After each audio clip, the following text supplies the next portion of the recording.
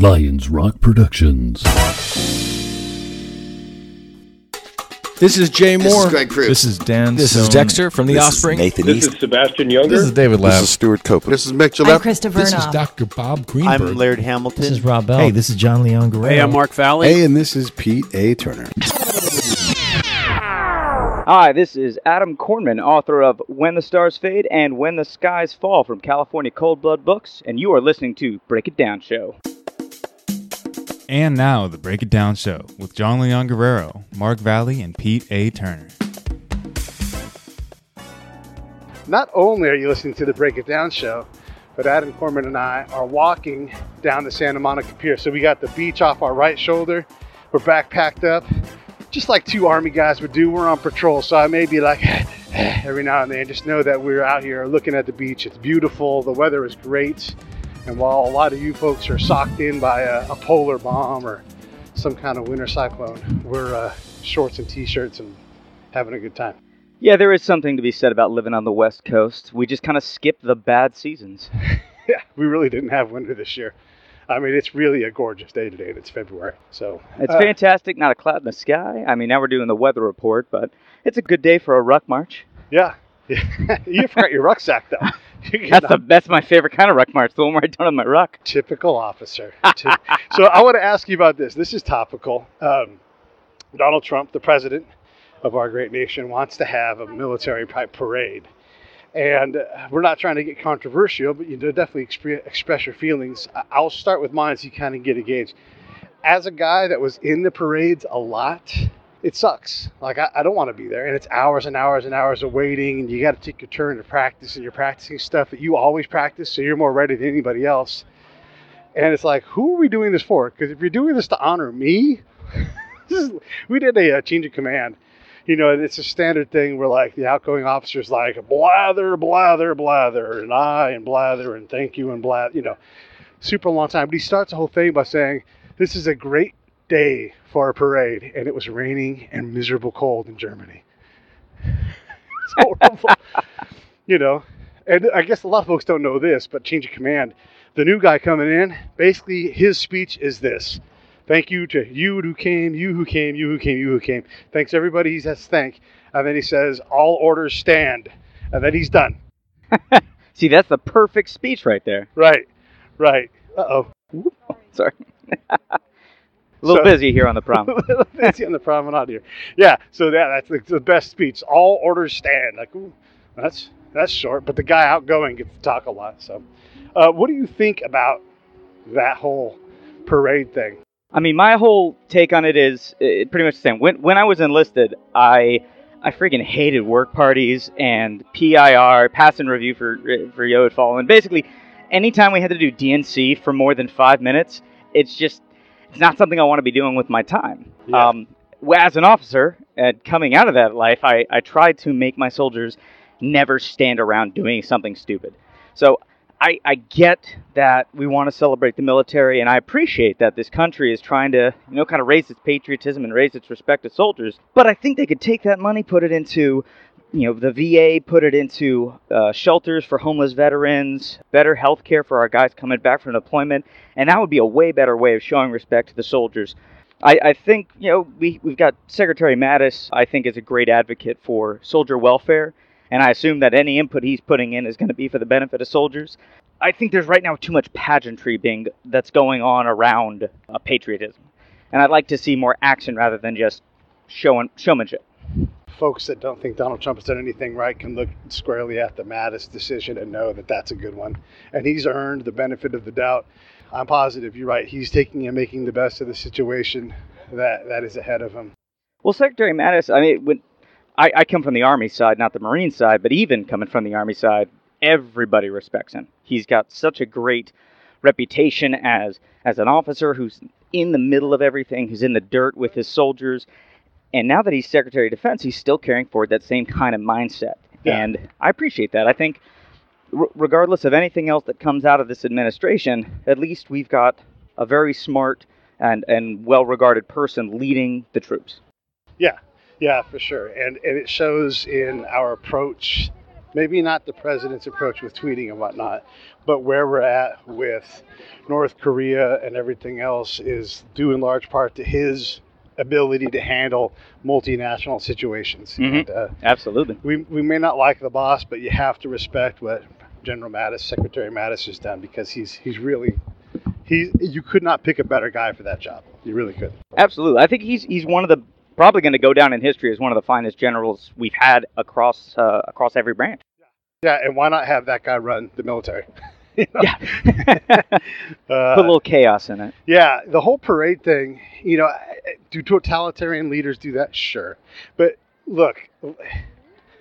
Well, I've participated in parades for like Memorial Day parades, right. Veterans Day parades, and usually it's you go to when I was in the Guard, we would do a parade in Palmdale, California. Yeah. And the city council would put this on. We would send a platoon, and they would march, and it would show off how terrible our DNC was. And then it usually lasted 15 minutes, 20 minutes, and then it's over, and then they would give our guys free drinks. Yeah. And that was really the best part of it for the soldiers is, hey, free booze. Free booze. So I think that something of this scale, it's too showy, and it's not enough really getting down to what we're trying to show off. Also, I can't remember who said, I think it was, is it Representative Kennedy or Senator Kennedy? I think he's a representative. Mr. Kennedy said that confidence is quiet. And I think that that's something that America's never really had to project strength, or at least not in the last 100 years, because everybody knows it. Everyone knows we've got the best military, we've got the strongest Air Force, we've got the best Navy. There's no real need to show it off. I think we can honor our soldiers and our veterans in a better way. Yeah, I would guess that if you were to poll all of us veterans and said, how do you honor, as a parade, what you want, a national parade? No. The other thing that people don't realize, you and I will know, is you put anything larger than a battalion out there to march, and you're going to have a problem. People are going to be literally sprinting at some point to keep up, because, the formation just moves, and it's got to, just like traffic where it's got an ebb and flow, all formations do this too. So if you put 10,000 people out there, however many soldiers or service members will be marching, it's going to be a shit show. Well, that's one thing about third world countries and dictatorships is they don't give those guys free time or lives. It's only train, drill, drill, drill. And the fear of failure in front of the dear leader is what keeps them so, lockstep in line. Yeah. Whereas in America, we don't have that for the better of our country. So, yeah, our drill and ceremony is not as sharp, but we'll still get shit done. Yeah. Well, even still, if you put 20,000 people out on a parade field, no matter how good your drill and ceremony is, it turns to soup pretty quick. Yeah, it's a hilarious thing. The whole parade thing is a bit of a situation. And then I wanted to accentuate one of the points you talked about. We do sort of an international, global level parade.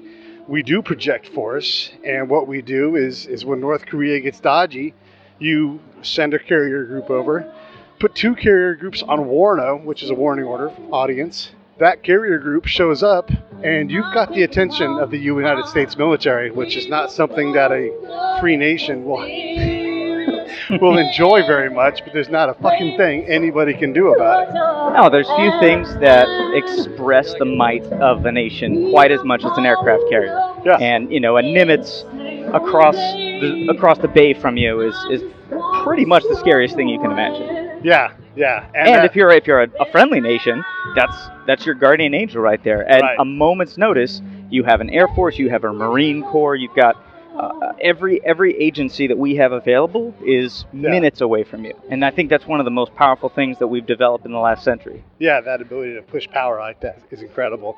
It also means that there's very scary men that have very long beards and big sacks of money working to undermine your enemy. Or if you are the enemy, you're being undermined by these people that spend their lives doing exceptionally hard things. Mm-hmm. Overthrowing governments is one of them.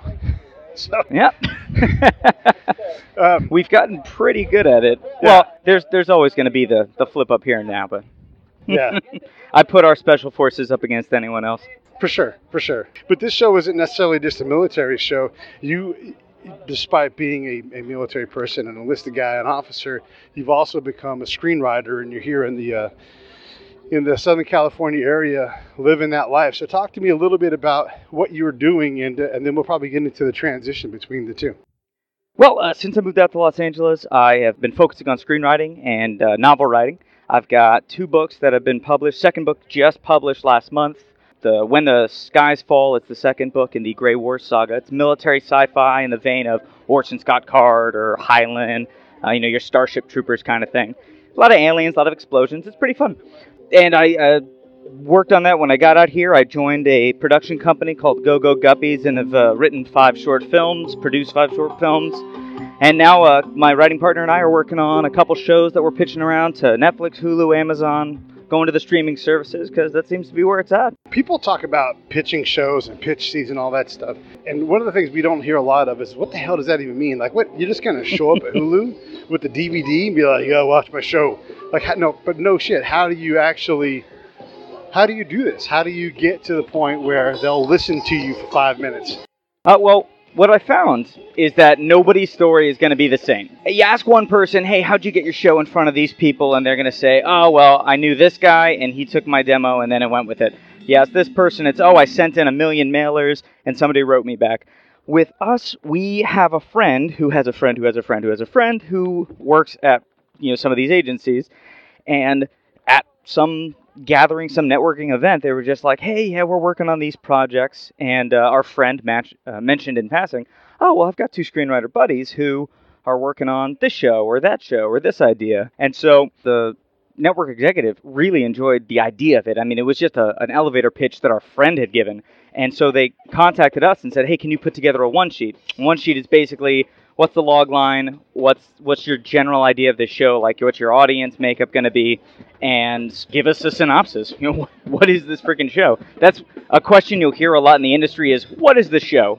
Right. And basically, it's if you had to sum up in 30 seconds or 2-3 sentences, describe this television show. What's it like week to week? What am I going to be watching? What am I tuning in for? It's very hard to do, but you get better at it. And we pitched to Netflix a couple shows. They passed on a few, and then they said, hey, this one's not bad. Why don't you keep running with it? So you go to Netflix, you have a whole conversation with a number of shows, like we have this idea, and then they kind of shop and say, oh yeah, let's put some development into that. Is that how that? Yeah, pretty much. I mean, and again, every time it happens, it'll happen a little bit differently. When we were pitching to, we got to pitch to Guillermo del Toro. Oh, nice. Not to him directly, but through assistants, through his people.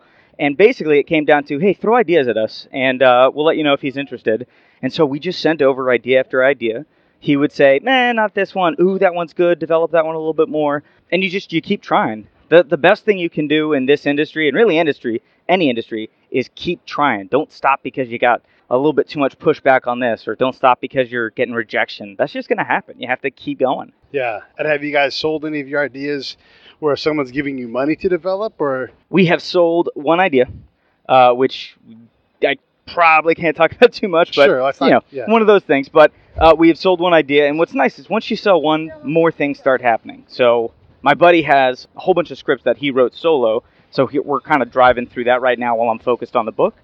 And then we've got plans to do a feature just with my independent production company this year. So that'll be probably a summer thing. That should be pretty fun. So in terms of getting a story sold, give us an idea. You don't got to talk particulars about your thing, but just give us like a feel for what does it mean. So you know someone who knows someone who knows someone who knows someone who knows someone who gets you in front of someone, and then they listen either via email or at a pitch meeting, and they say, you know what, we like this idea. We want to work with you on that. What is that? I mean, that doesn't like, oh, I get to quit my job and go move to the hills. I mean, that means now the work is beginning, but there's a little bit of money. Is the money enough that you can just focus on that one idea, or is it like, no, but we want to incent you to keep going with this? Not right away. That's something that, I mean, some people hit it out of the park. Some people write a feature-length movie. They sell it for $2 million, and then it's like, okay, I can quit my job and focus on writing full-time. But most people, you're going to sell a script for between $20,000 and $80,000 if it's a TV or a movie. So you have to be prepared to keep your day job, keep working in the off hours, and get something else to produce. Because every time you bring something to an agent, to an executive, to whomever, the first question out of their mouth is going to be, so what else you got? So you have to have a deep portfolio, a deep bench of stuff to be putting out in front of them. What does that mean, though? What's a deep portfolio? Like when you say, so I don't have any portfolio, right? I've got some ideas in my head, and you were like, dude, you can't go pitch with that. When I come to you and say, I've got X, and this much is written of it, what is that equation, do you think? I would say if you're calling yourself a screenwriter and you want to be writing television, you need to have, I'd say 2 to 3 good pilots, polished pilots done, ready to go. And by pilots, these are original ideas. They can't be speculative. Like you can't take a Star Trek episode and make a pilot out of it. You have to write something new, which is very hard, but that's the kind of career you're getting into, so you got to work at it. So if you can come into a meeting with 2 to 3 of those, you're definitely set up for success. Not guaranteed it's going to happen, but it definitely is you can a better pitch chance. With confidence that you're not going to get laughed out of the room in terms of you were not ready at all. Exactly. Now, one thing you did mention, I want to qualify. It's not just about who you know, because I know nobody, but right. I know people who know people who know people who know people who know people. It's a different kind of story. But even if you don't know anybody, there are a lot of different avenues to get into the industry these days. And one of the biggest ones is these fellowship groups that studios are putting out. The NBC, Writers on the Verge, the Fox Writing Workshops, the CBS Management Track. I mean, every studio has a different fellowship that you apply for just by sending in a script. And if they like it, they pay you to work for them for 2 months, 3 months. And at the end of it, you've networked, you've got job opportunities, and you don't have to have a single industry contact to get in. So if you want to break into the industry at that level, at the writing level, then the opportunities are there. You just have to have the work ethic. Yeah, the thing I have also learned is that you can go to one of those fellowships and absolutely strike out there. I mean, you do the work because you have to do work, but they don't get you. But that doesn't mean that somebody else won't get the work that you created there. Absolutely, and everybody talks to everybody. It is a small community, despite tens of thousands of people working in it. Right, yeah. There's a lot of BYU TV is creating things. You can legitimately go pitch those guys, and who would have thought that? So there's a lot of people trying to gather audiences, and the audiences don't have to be epic anymore. You're not going to get 6 million people watching your sitcom every night, reliably for years and years. It's just because there's too many options. So there is a lot of need for story. And there's also a desire for, more than ever before, we have long, multi-decade serials going now, or at least 20-plus seasons, even if they're shorter seasons, like something like Survivor. Mm-hmm. That's going strong, and it's going to continue to go strong, and likely could live on, in another form, like on the internet, for indefinitely. It's such a good format. I mean, not non-scripted television, reality TV, there's always going to be a market for it. Even if it's not on network television, there's internet channels, there's streaming networks. I mean, Netflix is buying reality shows. They bought, what was that, Ultimate Beastmaster, the Sylvester Stallone show, where it's basically just Ninja Warrior. I mean, it's a fun, goofy competition show, but there's a market for it, and it's doing really well, and it's going into its 3rd season. If you look at scripted television, there's I want to say last mark was 474 scripted TV shows on the air right now, right, across all the different platforms. So you got to figure each one of those has a writer's room that has about between 4 to 10 people. Sure. On the higher end, maybe you'd see a 14-person, 15-person room. That's considered a very big room. Now, do the math on that. You've got plenty of opportunity for people who want to get in. And even if all of that, you still can't find your job, you can just go on YouTube, make your show on your own. Yeah, right. Get a couple friends, get a camera, make a show. Yeah, you can definitely make your own thing. That's for sure. And that more than ever is emerging because you can literally go out and finance it yourself too. Yeah, but do an Indiegogo campaign or a Kickstarter campaign. You raise, $100,000, and that's enough to put on 10 episodes of a YouTube show. Right. Yeah. Or finance a small independent film. I have a friend with the Producers Guild, and that's what he did for his first movie. He went and financed it himself using Indiegogo and a little bit of his own money. Ended up raising just a little under $150, which is very low budget for a movie, but you get the right people, you pay them scale, get a couple SAG waivers, and bam, you got a film on your hands. Now you've got something you can show around it, and that's writing your own ticket.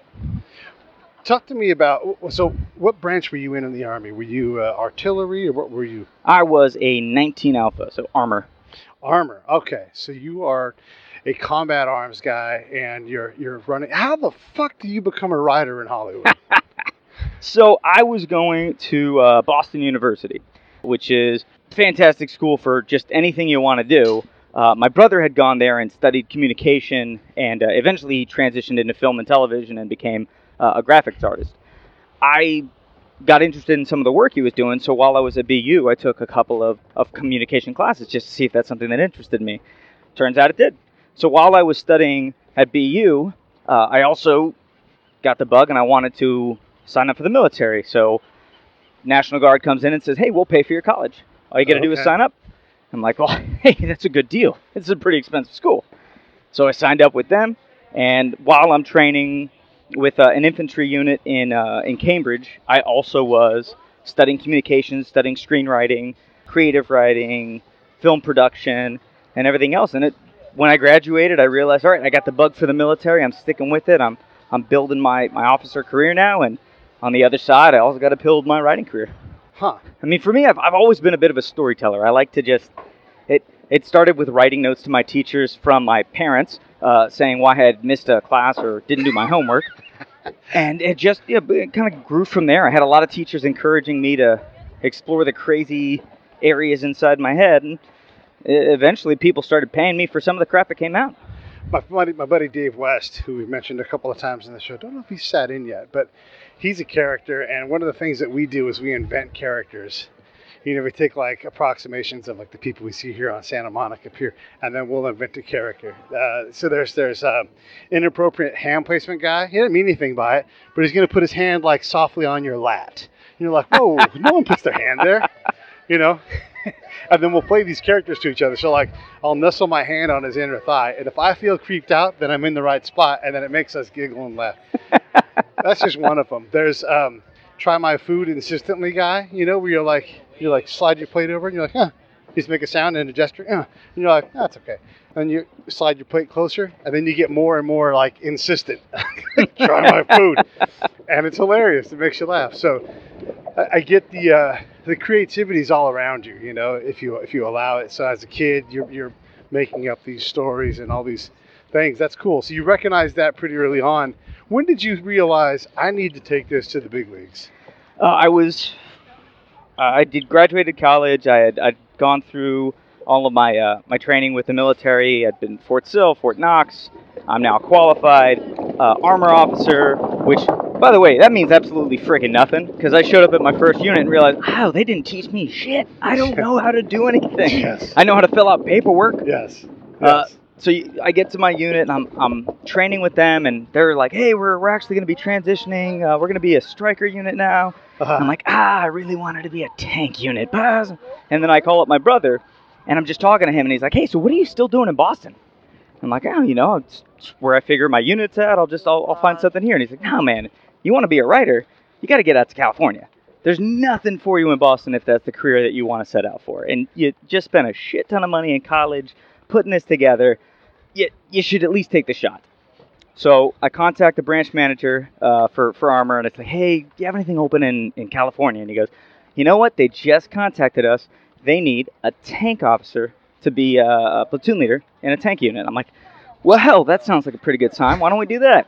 And they ended up transferring me out to Palmdale, California, with Charlie Company of the 185. And at the same time, my buddy was moving out here to be an NBC page. Just perfect timing for us. So you guys moved in together and started your Hollywood venture.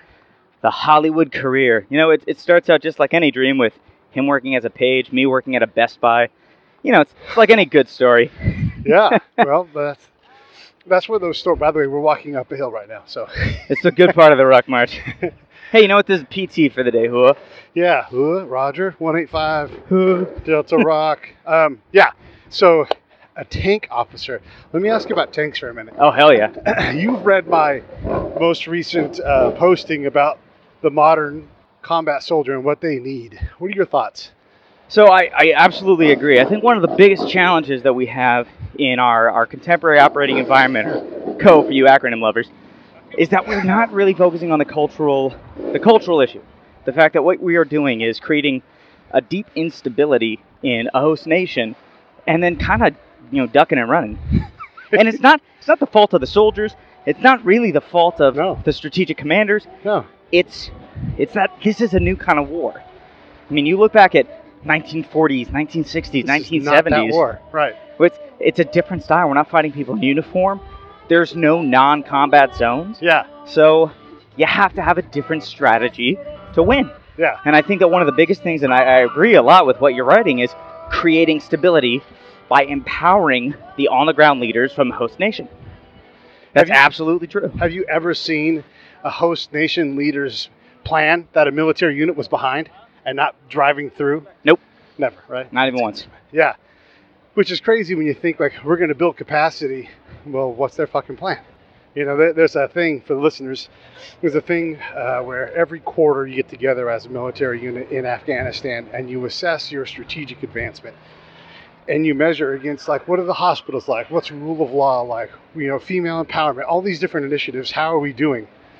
And every time, Adam, I go, there's no Afghans in this room. And they go, yeah, this meeting's classified. But these are our partners.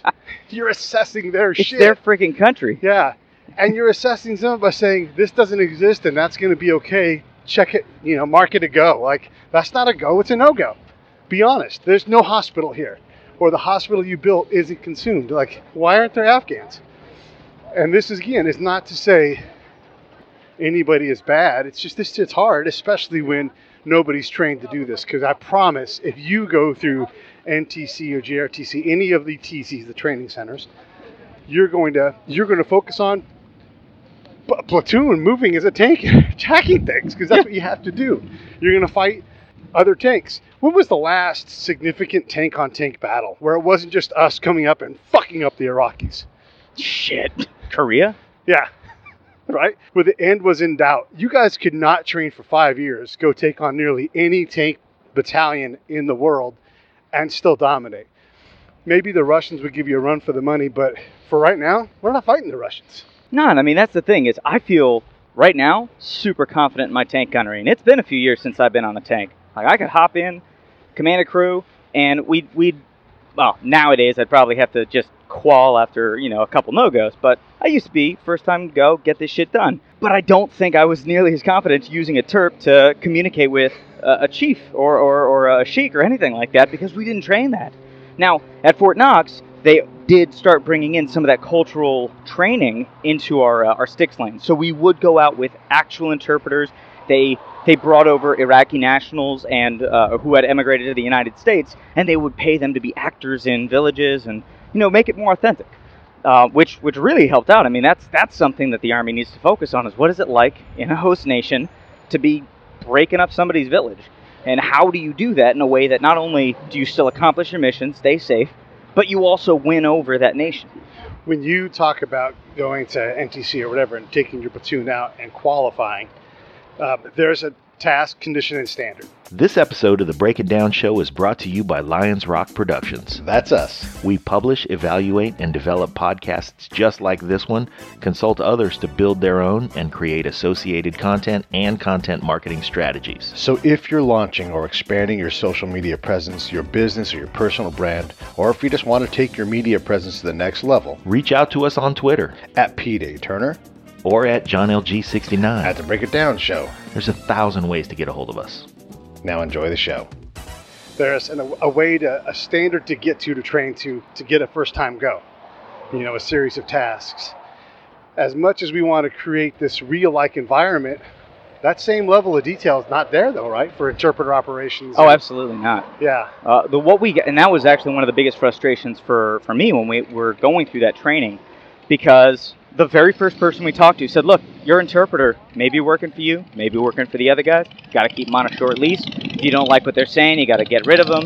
And the next person I talked to was like, no, they're like your brother. You got to take care of them. You got to look out for them. And there was so much of this back. They hadn't had any time to really develop the TTPs for what was the relationship supposed to be like with your interpreter. How were you supposed to treat them? How were you supposed to protect them? Right. And nowadays, yes, we look back on it and we're like, Of course, you've got to protect them. They're putting their lives at risk. They're putting their families at risk by helping out the coalition forces. Right. Why did it take us so long to disseminate that information? Why is there no task condition and stand? Right. Why is there no table leading up to that kind of a training? When I went through counterinsurgency training, one of the many times, it was constantly different. And I was like, wow, this is really confusing as I was trying to learn. And then I learned it by doing it. And I learned a couple things. One thing is it's not important that we win the hearts and minds. It's that the government and the local people that we're trying to empower, that they win the hearts and minds. It really doesn't matter if anybody likes the Americans or not. What matters is that someone says rule of law is important to us in this village, and you convince them. The other thing was funny was there's this old SF Green Beret guy, and he was showing us this video of this Army NCO who was dressing down this group of Iraqi military people, just absolutely blasting them and being what appears to be inappropriate in a video. And he's like, this is an example of bad partnering. Like, don't do this. And I raised my hand. I'm like, I actually know this unit. I know several of the Iraqis in that formation, and you have no idea the context of that conversation. It's actually not an example of bad partnering. At least you can't say that. And the guy's like, oh, dude. I'm like, all right, let me tell you exactly why he got mad at them. Because I was the unit after them, and I learned that whole story just by luck. And then everybody in the class was looking at me like, holy shit. What the fuck are we getting into? Like, the guy teaching us is clearly knowledgeable, but completely wrong. Here's some guy, because I didn't go through training with these guys. I kind of got attached to them at the very end because I had already done the work, and I was redeploying with a new team. And it was like, wait, hold on. All that's bullshit? Like, all that's bullshit. These guys were needed, every now and then in the Army. Do you have to get dressed down because you're not doing your job? Yes. That's what's happening here. Here's why it happened. Here's how it happened. And here's what happened afterwards.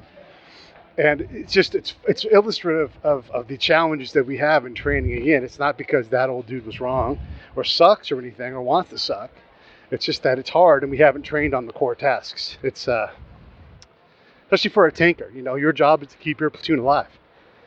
So and that's the thing about the old motto of the cavalry is death before dismount. But nowadays, most tankers are deploying to nations, then they're not going to get a tank. My company, right before I joined them, was just getting back from deployment to Iraq, and that deployment, they didn't get tanks. They got soft-skin Humvees. Yeah, I totally forgotten about death before dismount. It's totally true, because here's what actually happens when you deploy. You get in vehicles that aren't tanks. Maybe you roll around in Strikers. Strikers are like an 8-wheeled tank. It's a big, huge, scary vehicle. It's like a minivan that likes rolling over and does not like getting off of hardball roads. Yeah. It's a interesting platform. You're going to not ride in those, or you're going to ride in MRAPs, and everybody's going to get this. They're going to dismount. You're going to dismount. You're going to do patrols. Yeah. You're going to do mid operations. You're going to do knock-in searches. I mean, you learn it as you go. And I mean, everybody learns how to clear a room as you're going through basic or AIT or wherever you're going. But it's very different from what you're really training to do as a soldier day to day. So even if you do learn a little bit about TERP operations during AIT, you're not going to be learning that with your unit. You're going to be learning how to kick down doors and shoot people. I mean, that's what you train for if you're infantry, or you're going to learn how to do gunnery tables if you're a tanker, or you're going to learn how to do, artillery ops or mortar ops, whatever it is your MOS may be. You're not going to be learning the shit that you're actually going to be doing in country. We practiced some convoy operations, but I wouldn't say that I was feeling too confident with them. I'd figure it out when I got there. And the best thing that I had going for me is this 72-ton, rolling FU that I was carrying along. Yeah, which actually makes your actual job harder, because now you're in town with your 70-ton FU, and then you got to get out and be like, I'm your bro. And they're like, you are? So partnering is really, really hard. I think that's something, Colonel Grossman on Combat, on Killing. Sure.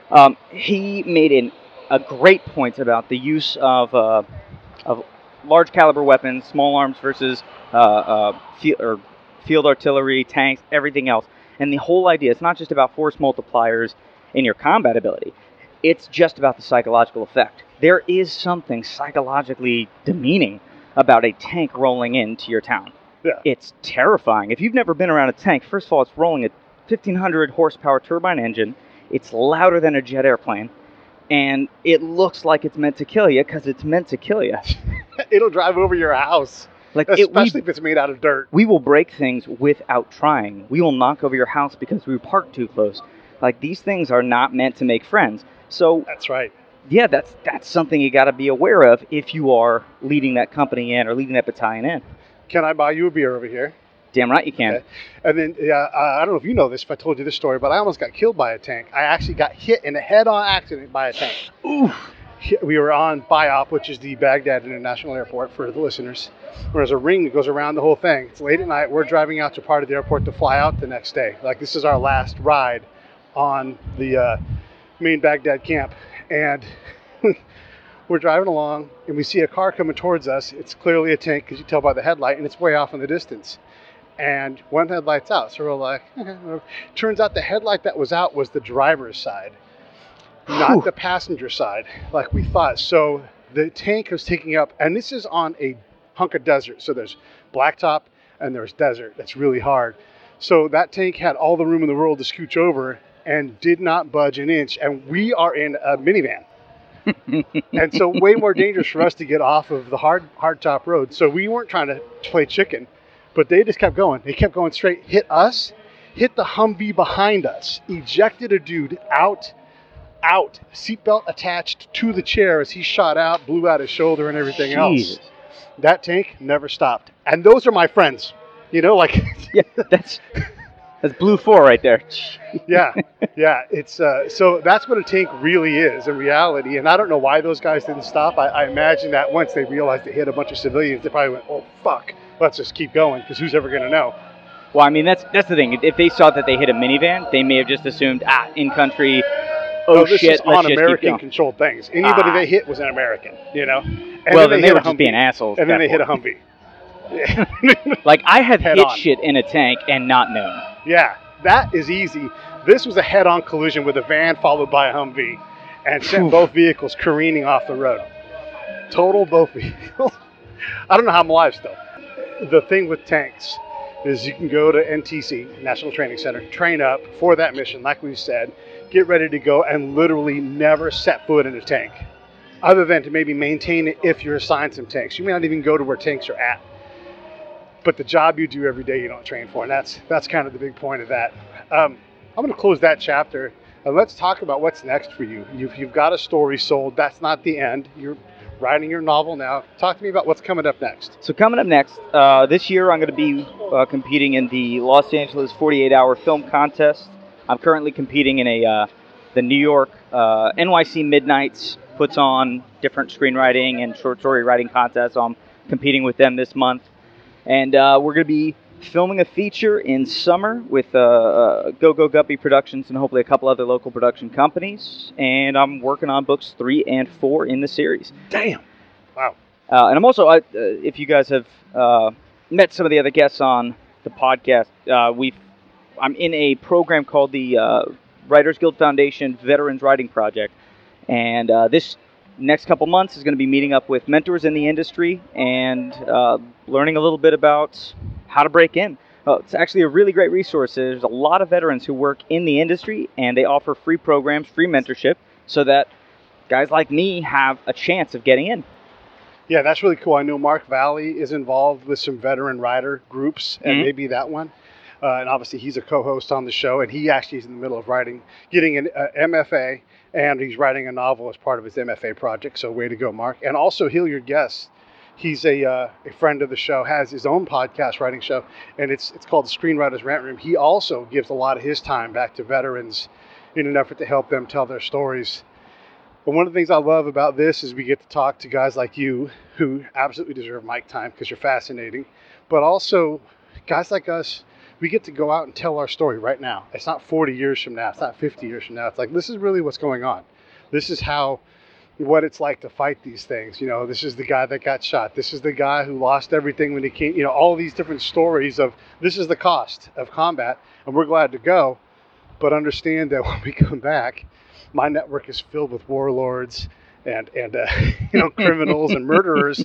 And you guys are like, go get a job, work your network. Like, well, my network is a bunch of evil people. That's who I had to get to go know. So should I go meet more evil people, or how about It's like I could start up an opioid thing out here. I got the contacts now, I got but the suppliers. Yeah. Oh, I want to say this to you too. I saw a story the other day, and I love to do this mostly because I'm a dick. But let's make this left here.